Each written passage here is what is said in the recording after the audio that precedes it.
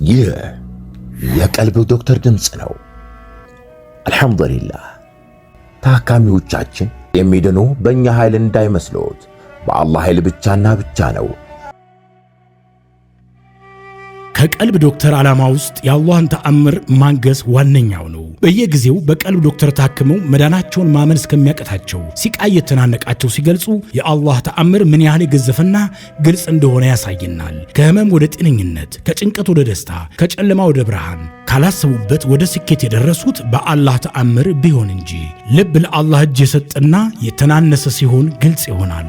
አላህም እንዲህ ይለናል፣ አላህን ትገነዘቡና በእርሱ ታምኑ ዘንድ በችሎታው ላይ ያስረጅ የሆኑ ግልጽ ተአምራቶችን ያሳያቸዋል። አልበቀራ።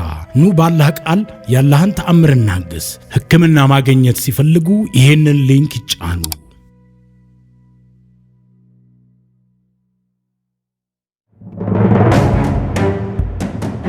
የወንድሜ ሚስት ሲህር አደረገችብኝ። የእህታችን የረምላን ታሪክ ይዤላችሁ ቀርብ ያለው። አሰላሙ አለይኩም ወራህመቱላሂ ወበረካቱሁ። ውድና የተከበራችሁ የቀልብ ዶክተር ቤተሰቦቻችን እንደምን ከረማችሁልን?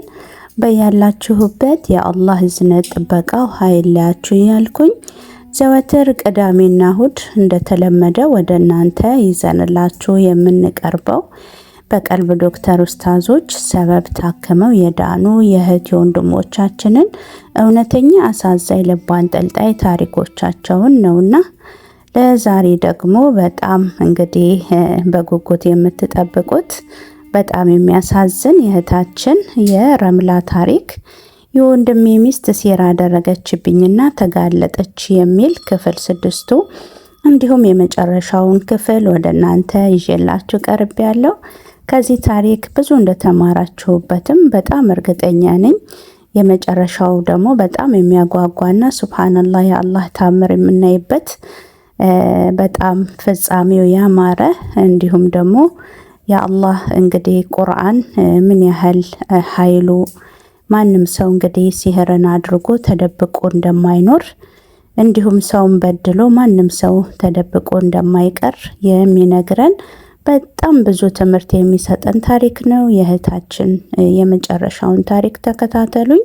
ሼርም አድርጉ፣ ላይክ፣ ሰብስክራይብ በማድረግ ለሌሎች እንዲዳረስ የበኩላችሁን ተወጡ። ድጋፋችሁን አሳዩን። ሰብስክራይብም አድርጉ። ወደ ዛሬ ታሪክ እናምራ። የወንድሜ ሚስት ሲህር አደረገችብኝና ተጋለጠች ክፍል 6። ልጄን እንደምንም ወደ ቤት ወሰድናትና እናንተን ሳማክር የሳይካትሪ ሕክምና ያስፈልጋታል ባላችሁን መሰረት አስጀመርኳት። እዚሁ እናንተ ጋር ስጦታዎች ባላችሁኝ መሰረት አደረኩኝ። ለሊት እርሷ ጋር እየሄድኩኝ ጸጉሯን ማበስ፣ ስታለቅስ ዝም ብዬ አጠገቧ መቀመጥ መስማት፣ ያላችሁኝም በሙሉ የኔን ህመም ደብቄ እርሷን አተረፍኩኝ። ከዛ ሌሊት ላይ አንድ ቀን እያለቀሰች ምን አሳየችኝ። ጭኗ ላይ በእሳት የጠበሰቻትን እሳት አሳየችኝ። በጣም ነው የሚያመው፣ ለምን ግን ጥለሽኝ ሄድሽ ብላ አለቀሰች። በጣም በጣም በጣም አለቀስኩ። ስቅስቅ ብዬ ይቅርታ አልኳት። ብዙ ሚስጥሮችንም አወራን። ልጆቹ ራሱ የወንድሜ ልጆች እንዳልሆኑ አንድ ሽማግሌ ሰውዬ ታያለች። የወንድሜ ሚስትና ልጄን ይዛት ሂዳ ከርቀት ጠብቂ እያለቻት ብዙ ሰዓታት ቆይታ ትመጣለች። የሆነ ቀን ስትቆይባት ወደ ቤቱ ስትገባ ቤቱ በጣም ጠባብ ነው። ራቆቷን አይታት ደነገጠች።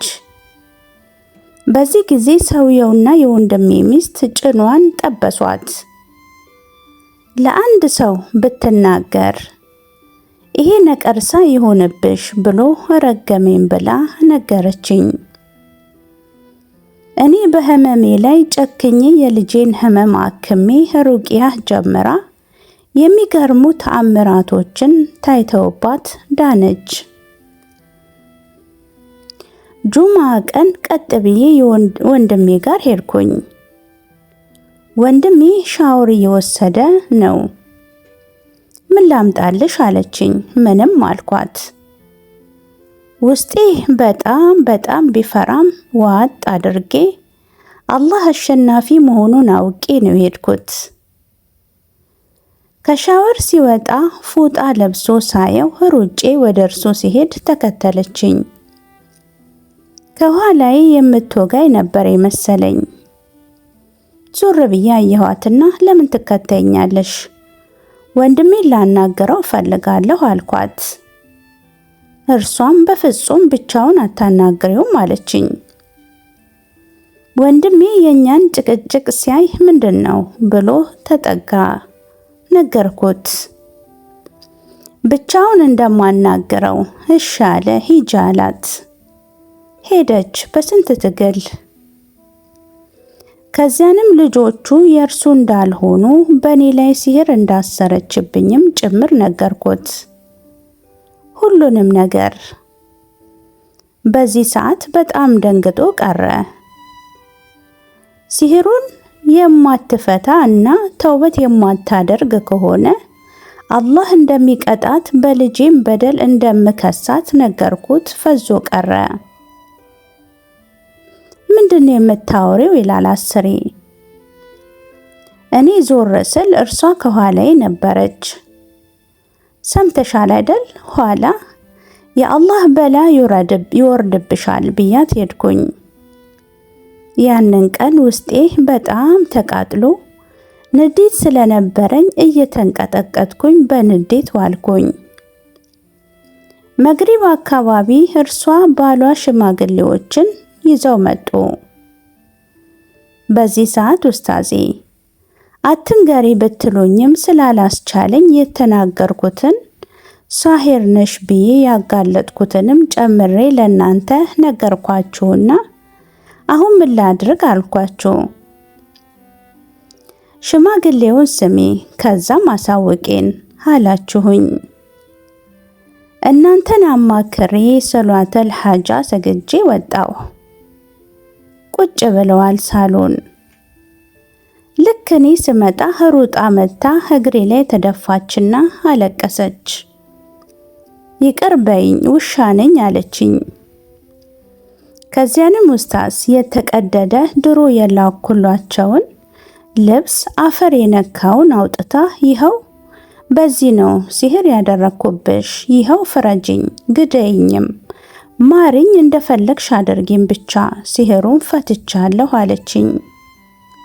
ያ አላህ ሰውነቴ በጣም ተንቀጠቀጠ። የማየውን ማመንም አቃተኝ። ሽማግሌዎቹ አንገታቸውን ደፍተው ያዩዋታል። ግራ ገብቶኝ ወንድሜን ሳየው ልጆቼ አለመሆናቸውን እንዳወቅሽ ነገርሽኝ። እኔ መጠራጠር ነበር፣ ሐቁንም አወጣሽልኝ። እንደ ልጅ አድርጌ ያሳደግኳቸውን ልጆች መበተን አልፈልግም። አንቺ ልጄን እንደ ልጅህ ውሰድ ብለሽ ለኔ አስበሽ ስትሰጪኝ ምን ያክል ፈተናን እንደተጋፈጥሽ አውቃለሁ። ዛሬም ይሄንን ሐቅ ስትነግሪኝ አንቺ ለኔ የዋልሹን ውለታ ዋልኩኝ። ለሚስቴ እንዲህ አልኳት፣ ልጆቹ የኔ እንዳልሆኑ አስመርምሬ ካወቅኩኝ እፈታሻለሁ። ያንን ሁሉ ግን ምህረት አድርጌልሽ ትዳራችንን በአዲስ እንቀጥላለን። በእህቴ ላይ ያደረግሽውን ሲህር በሙሉ፣ በቤተሰቡ ላይ ያደረግሽውን ሲህር በሙሉ ከቀበርሽበት ካወጣሽ አልኳት። እርሷም አስባበት እሺ እሷንና ልጆቼን ላልከዳ፣ እርሷም ሲህሩን አውጥታ ተውበት ልታደርግ ተስማማን።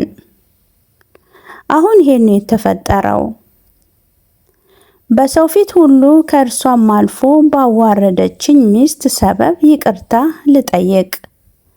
እርሷም ሌላ ሰው ጋር ሄዳ ልጅ ወለደችውም በምን ጫና እንደሆነ ስለማውቅ ምንም እንኳን ቢያመኝም ቢከፋኝም ይሄንን እኔ ችለዋለሁ። አላህ እንጂ እርሷን እንዳልወድ አላደረገችኝም። ሚስቴንም አፎ ብያለሁ አለኝ።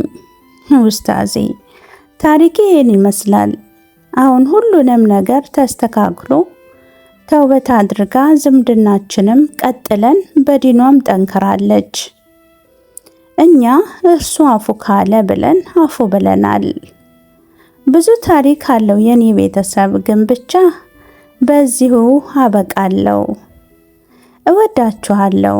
ከታሪኬም እንደተማራችሁ አልጠራጠርም። ረምላ ነኝ።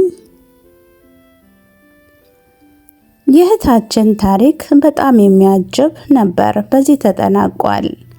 ሳምንት አላህ ፈቅዶ በሌላ አዲስ ታሪክ እስክንገናኝ ድረስ ስለተከታተላችሁኝ ከልብ አመሰግናለሁ። ወሰላሙ አለይኩም ወራህመቱላሂ ወበረካቱሁ። እንኳን ወደ ትክክለኛው የአፍያ መንደር በሰላም መጡ። የቀልብ ዶክተር በሲህር በጅን በአይንናስ እንዲሁም የስነ ልቦና ጫና የደረሰባቸው የሰው ዘር ፍጥረታት በሙሉ ታክሙ የሚድኑበት ነው። ሕክምናው በቁርአን፣ ሕክምናው በአስካሮች፣ ሕክምናው በዱዓዎች በሰደቃ የሚካሄድ ሲሆን ነቢያዊ ሱናን በተመረኮዙ እጅግ ጥበብና እውቀትን ባካበቱ የሩቃ ዶክተሮች ይታከማሉ። እወቁ፣ ሕክምናው ሸሪዓዊ ብቻ ነው። አያምልጦት፣ እድሉን ይጠቀሙ። ባሉበት ሆነው ራስዎን ያክሙ። ሕክምና ማግኘት ሲፈልጉ ተከታዩን ሊንክ ይጫኑ።